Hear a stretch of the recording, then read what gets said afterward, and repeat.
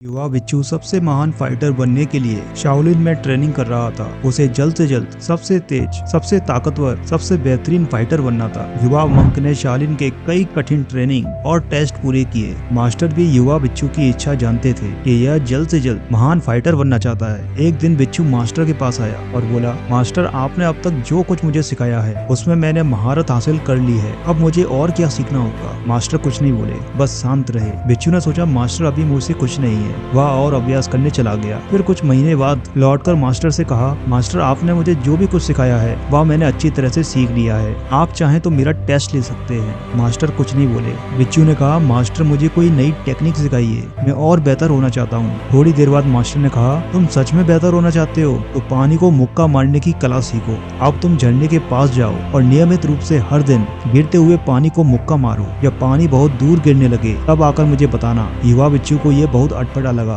कि मैं इतना एडवांस फाइटर हूँ लेकिन मुझे इतना सरल कार्य क्यों दे रहे हैं। लेकिन वो अपने मास्टर को जानता था कि इसके पीछे कुछ गहरी सीख होगी। उसी दिन मंक ने दृढ़ निश्चय किया, पानी को मुक्का मारने का अभ्यास शुरू किया। मंक सुबह शाम झरने पर जाता और पानी को मुक्का मारता। ऐसा करते करते 6 महीने निकल गए। मंक बार बार प्रयास करता, बहुत शक्ति लगाता, लेकिन एक दूरी से ज्यादा पानी नहीं जाता। वह सोचने लगा, मैं बेहतर क्यों नहीं हो रहा, मास्टर ने मुझे अजीब सा अभ्यास क्यों दिया है, ना ही इससे मेरी कोई शक्ति विकसित हो रही है, ना ही मैं कोई कला सीख रहा हूँ। मॉन्क हर दिन एक ही अभ्यास से उबने लगा। मन ही मन सोचता कि ऐसा कब तक करना पड़ेगा, ना तो कोई लाभ मिल रहा है ना ही कोई बदलाव दिख रहा है। मंक को फ्रस्ट्रेशन होता, उसकी लगन कमजोर पड़ने लगी। वो भूलने लगा कि इस अभ्यास में कोई सीख छुपी होगी। फिर एक दिन अभ्यास करते करते मॉन्क को विचार आया कि पानी तो बिना प्रतिरोध के किसी भी रूप में ढल जाता है। इस विचार से मॉन्क की आंखें चमक उठी। उसने खुद से कहा, अरे मैं उस पानी को मुक्का मार रहा हूँ, इसका असल में कोई रूप और आकार नहीं है, यानी मैं एक ऐसी चीज को मारने की कोशिश कर रहा हूँ जिसका कोई शरीर ही नहीं है। मॉन्क को तुरंत रियलाइज हुआ कि वह अभी तक अपनी इच्छा शक्ति जबरदस्ती पानी पर थोपने की कोशिश कर रहा था और पानी को दूर गिराने की कोशिश कर रहा था। यह रियलाइज करते ही मॉन्क का मन बदल गया। पानी को छोड़कर उसका पूरा मन पूरी तरह से हाथ के मूवमेंट यानी प्रोसेस पर एकाग्र हो गया। सब कुछ गायब हो गया,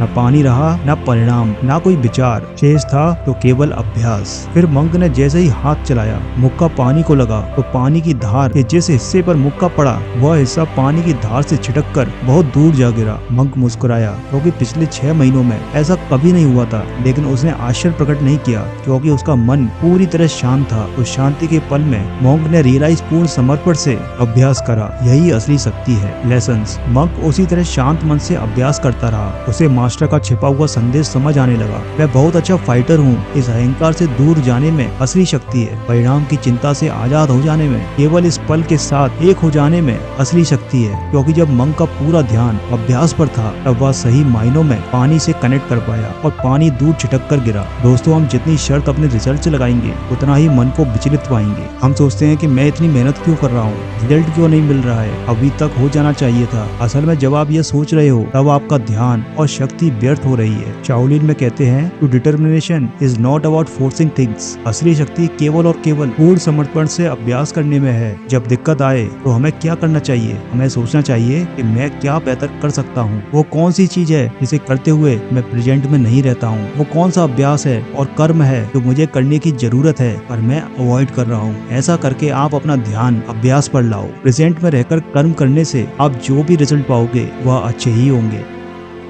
दोस्तों, स्क्रीन पर शो हो रहे आप इन 2 वीडियोस को भी जरूर देखें। इन वीडियोस से आपको बहुत कुछ सीखने को मिलेगा और आपको बहुत सारी इंस्पिरेशन मिलेगी। मैं इसी तरह की वीडियोस आपके लिए आगे भी लाता रहूंगा।